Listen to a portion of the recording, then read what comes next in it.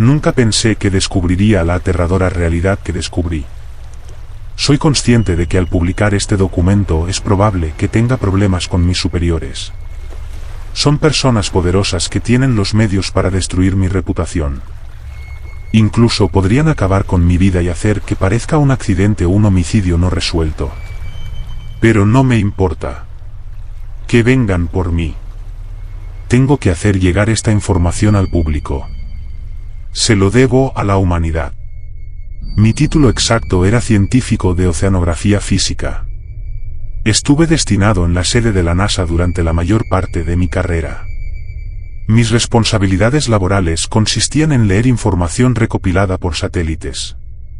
También ayudaba a cartografiar el océano y verificaba todo, desde los niveles del mar hasta la salinidad.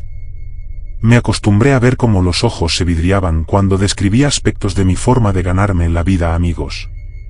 Aún así, de vez en cuando salía en un barco de investigación llamado Palver. Muchos en mi profesión se habrían conformado con estar en una habitación con montones de fotografías tomadas desde el espacio. Yo quería estar en el campo. Me ofrecí como voluntario para ir a donde me pidieran. Todavía era joven, soltero y sin hijos. Viajar era un privilegio bienvenido del trabajo. No esperaba ir a una isla sin nombre a la que mis colegas se referían como el terreno de la muerte. No podía prever lo que vería a continuación. Mi jefe me llamó a su oficina. Se llamaba Robert Barr. Su despacho profesional era un área limpia con un escritorio blanco de mármol. Toda la sala estaba hecha de vidrio con logotipos de la NASA. Ese día en particular algo parecía extraño en su comportamiento. Pronto descubriría que le preocupaba. ¿Estarías dispuesto a ir a una isla en medio del Pacífico?, me preguntó. Le miré a los ojos y observé cómo parecía tenso. Su piel estaba más pálida de lo habitual. Supuse que no había dormido la noche anterior. Estaba nervioso. Por supuesto, dije. Siempre te he dicho que iré a donde me necesites. No me digas lo que crees que quiero oír, dijo mientras golpeaba su mano sobre el escritorio. Los trabajadores que pasaban por el pasillo miraron hacia adentro después de escuchar su repentino estallido. Me recosté en mi asiento cuando el ruido de su palma golpeando la superficie resonó en toda la habitación. Esto es serio, dijo mientras se secaba el sudor de la frente. Esto no es solo para la NASA. Involucra partes del gobierno con las que generalmente no colaboramos. Seguridad Nacional, por nombrar una. Esto no estará dentro de tu zona de confort. Te enfrentarás a un desafío con esto. Si regresas con una actitud mental positiva aún intacta, habrá un ascenso. Es un gran aumento de sueldo, y asegurará tu futuro aquí de una manera que ninguna otra asignación puede hacerlo. ¿Todavía está en el Palver?, pregunté. Sí, dijo él. ¿Puedo preguntar en qué consiste esto, si está fuera de mis tareas habituales? Lo sabrás al llegar, pero déjame darte algunos detalles. Identificarás formas de vida marina. Estudiarás formas de vida específicas encontradas en y alrededor de esta isla en particular. El trozo de tierra en ese archipiélago ha sido completamente custodiado por el ejército de los EU desde la Guerra Fría. Puede que no lo sepas, pero personas en tu posición estudiaron el fitoplancton moribundo. En ese momento, la paranoia hacia los soviéticos era tan alta. Teorizaban que los rusos podrían estar matando vida marina. ¿Alguien te lo ha dicho antes? No, respondí. No sabía por qué decidió compartir eso conmigo en ese momento, aunque luego aprendí que estaba insinuando una advertencia. Era indirecta, pero debería haber captado la señal de todas formas. Se instaló un largo silencio entre nosotros. Habrá acuerdos de confidencialidad que tendrás que firmar, dijo. No debes contarle a nadie sobre lo que estás a punto de ver cuando llegues allí. Esto es cierto ya sea que sea mundano o de otro mundo. Su forma de expresarse me pareció extraña. Debería haber visto las señales de alarma en ese momento. Tenía la especulación interna de que estaba de mal humor con posibles problemas en casa. Era bien sabido en la sede que estaba pasando por un divorcio. Entonces, dijo, ¿Estás dentro? De nuevo, sí. Nos estrechamos la mano y firmé los documentos necesarios. Fue el mayor error de mi vida. Palver medía 270 pies de largo y 50 pies de ancho. Tenía 4 cubiertas. El interior contaba con sistemas informáticos de última generación y equipos de navegación. El día que entré, vi a otros 2 miembros de la tripulación. Uno era el capitán. Era un marinero experimentado que tenía un extenso e impresionante historial en la Armada. Se llamaba Hugh Rockwell. El segundo era un hombre al que había conocido varias veces. Teddy Carlos. Sonrió e intentó darme una palmada amistosa en el brazo. Yo no correspondía al calor. El hecho es que Carlos era conocido en la comunidad, pero no de manera positiva. Era un pseudocientífico. Creía en conceptos de la nueva era.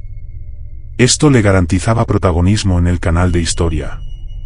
Sus documentales más extravagantes, que a los fumetas les encantaba ver, lo tenían en sus créditos. No se le conocía como una fuente confiable de innovación dentro de nuestro campo. Carlos solo mantenía validez siendo una especie de éxito pasajero. Construyó un dispositivo específico que ayudaba con el muestreo de partículas. Esta invención fue de gran ayuda en ese momento para muchos de nosotros. Sin embargo, no podía entender por qué me emparejaban con él. Me enfureció. Forcé una sonrisa hacia él y traté de recordarme a mí mismo que no tenía que trabajar muy cerca de él. Podía hacer mi propia cosa en el otro extremo del barco. Podía encerrarme en mi camarote y aún ser útil sin su interferencia. Tan pronto como estábamos en el mar, caminé hacia una de las cubiertas y apoyé los codos en la barandilla. El resplandor luminiscente del agua mientras el sol se ocultaba me dejó boquiabierto. Las olas que chapoteaban me recordaban por qué elegí hacer de esto mi trabajo de toda la vida. Podrías haberte convertido en pescador si quisieras mirar el océano todo el día, dijo Carlos. Tenía una amplia sonrisa y me dio un codazo en el costado. Ni siquiera habíamos estado fuera del muelle por más de 1 hora. Fantaseaba con lanzarlo por la borda. Ansiaba verlo ahogarse mientras señalaba y me reía de su lento y aislado destino. Vamos adentro, dijo señalando hacia la cabina central. Tengo algunas fotos que mostrarte. Me pidieron que lo hiciera. Entré en el espacio con reticencia. Brújulas oxidadas y podridas decoraban las encimeras. Sobre una mesa había una pila de papeles. Al inspeccionar más de cerca, vi que eran fotografías aéreas en blanco y negro. ¿Qué te parece esto, extraño? Cuando lo sostuve a la luz, vi la anomalía a la que se había referido. Era una imagen de una parte poco profunda del océano cerca de la isla. Sin embargo, había algo debajo del agua, cerca de la costa. Tenía la forma de un rostro. Tenía dientes irregulares y ojos triangulares. ¿No es extraño?, preguntó Carlos. Así que es algún tipo de entidad demoníaca, dije. Los hippies tienen una tendencia a encontrar formas en las nubes donde ven todo tipo de cosas diferentes. Algunas personas ven 1.000.000 de objetos diferentes en la misma prueba de Rorschach. No significa nada sin un psicólogo entrenado que nos hable de nuestras psiques. Claro, dijo Carlos. Aunque no te dije lo que vi. Es exactamente lo mismo. Pasaron 4 largos días de dar vueltas con los pulgares y esperar la llegada a nuestro destino. El aire se volvió más frío, cuando esperaba humedad basada en la región en la que estábamos. Esto me desconcertó. Aún así, no quería perderme en la especulación sobre los patrones climáticos en la era del calentamiento global. La isla entró en nuestra vista. Su forma de media luna era visible. Sus muchos árboles de palisandro y lima silvestre salpicaban el paisaje. Fue reconfortante ver tierra nuevamente, incluso si sabía que los elementos matarían a casi cualquiera si se dejaba sin ayuda en ella durante mucho tiempo. Entonces miré hacia abajo. Había cantidades copiosas de algas amarillentas. Nunca había visto algas marinas teñidas con un tono dorado así antes. Tenía un aspecto poco saludable y casi radioactivo. Vi un pez de arrecife grande nadar hacia el laberinto de espuma. Lo que vi a continuación me dejó sin aliento. Las algas amarillas cobraron vida y se envolvieron alrededor del pez. Era como si las algas tuvieran conciencia y fueran una especie de ser con tentáculos afilados. El pez se transformó en una nube de vísceras. El olor llegó de inmediato. Un aroma a vísceras putrefactas llegó hacia mí mezclado con la sal. Me tapé la nariz y sentí como si fuera a vomitar. Carlos salió perplejo y me miró. «¿Qué pasa?», preguntó Carlos. «Nada», dije. Me abstuve de decirle la verdad. Carlos creía en extraterrestres que sembraban nuestros océanos con tecnología cósmica extranjera. Aún así, me llamaría chiflado si le dijera que las algas se estaban volviendo conscientes. El incidente me molestó el resto de la noche y no pude dormir en absoluto. Me arrastré fuera de la cama la mañana siguiente, exhausto. Corrí las persianas de mi ventana y miré directamente hacia la isla. Algo en la forma en que los árboles se mecían en el viento parecía llamarme. Tenía un anhelo de estar en sus playas, aunque fuera solo para caminar sobre tierra nuevamente. Mientras miraba el tramo costero, vi a Rockwell. Apareció desde la selva. Tenía un rifle semiautomático atado a la espalda. Sostenía una cantimplora y un bloque de madera. Razoné que era un garrote o algún tipo de arma. Se subió a un kayak azul claro y se dirigió de vuelta al Palver. Una vez a bordo, subí para encontrarme con él después de tomar una taza de café instantáneo. «Echa un vistazo sobre la barandilla y dime si notas algo sobre el fondo del barco», dijo Rockwell. Hice lo que me indicó y noté como las algas amarillas comenzaban a subir hacia arriba. Era como si estuviera tratando de cubrir nuestra casa en el océano con su textura similar a una red. Parecía que solo lo hacía mientras dormíamos o estábamos distraídos. «Haré que Carlos tome una muestra y veamos qué podemos averiguar sobre cómo se propaga», dije. «Deberías despertarlo ahora, entonces». «¿Entonces se nos permite salir allí?», pregunté mientras señalaba el paisaje arenoso y verde. «Bar me dijo que te avisara que no es aconsejable», dijo. «Confían en mí para salir allí porque sé cómo manejarme. Alguien que mira a través de microscopios todo el día puede no hacerlo. Sin ofender. Oye, necesito que analices algo que he recogido». Dejó caer el trozo de madera. Observé que había letras talladas en ella, pero no estaban hechas de manera descuidada.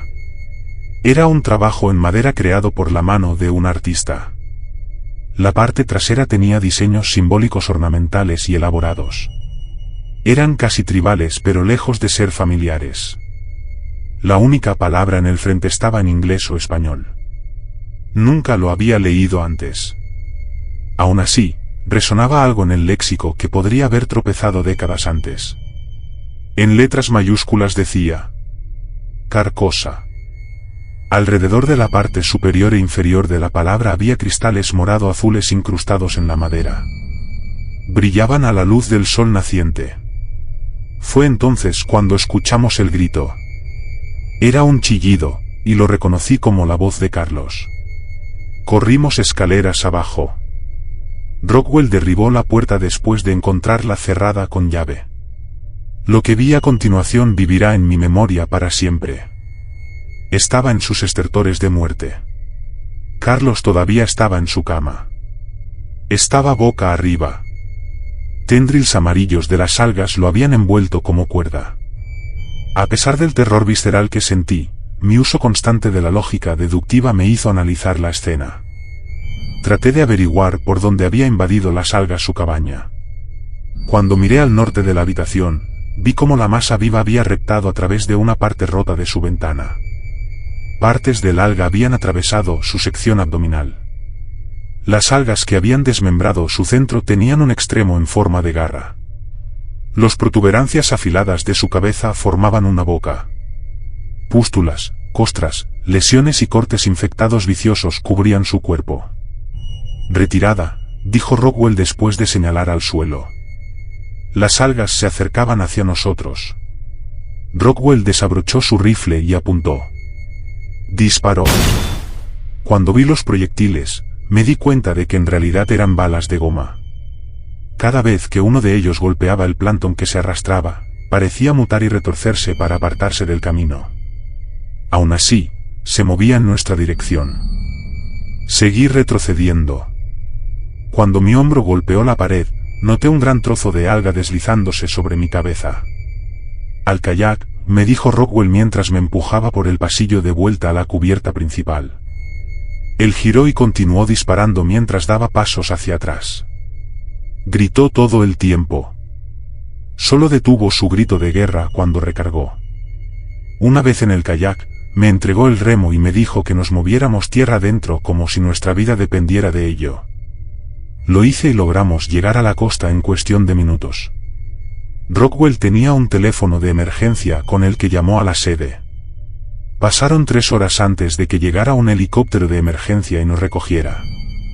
Vi cómo el Palver se hundía en las profundidades. Una vez que regresé a casa, tomé una larga ducha y tomé algunas pastillas para dormir. Dormí 2 días seguidos. Después de regresar al trabajo, entré en la oficina de Barr. Le dije que no quería tener nada que ver con el proyecto de investigación. «Sufrirás una degradación», dijo Barr con gruñidos. «Lo aceptaré», dije. Durante los siguientes 3 días, mi carrera recibió un golpe más duro de lo que Barr había profetizado. Dejé la compañía por completo. Me ofrecieron lo que describieron como una transferencia lateral. En realidad, era un trabajo de empujar lápices en Ohio que implicaba organizar hojas de cálculo de Excel. Decliné. Hasta el día de hoy, no tengo idea de qué fue lo que mató realmente a Carlos. No sé qué era esa cosa ni cómo clasificarla. Mi mente ha hecho varias suposiciones educadas. He pensado en todo, desde un arma biológica hasta una nueva cepa de bacteria. Podría haber sido un fenómeno profundo bajo los firmamentos acuáticos. Espero que nunca salga más allá del terreno de la muerte.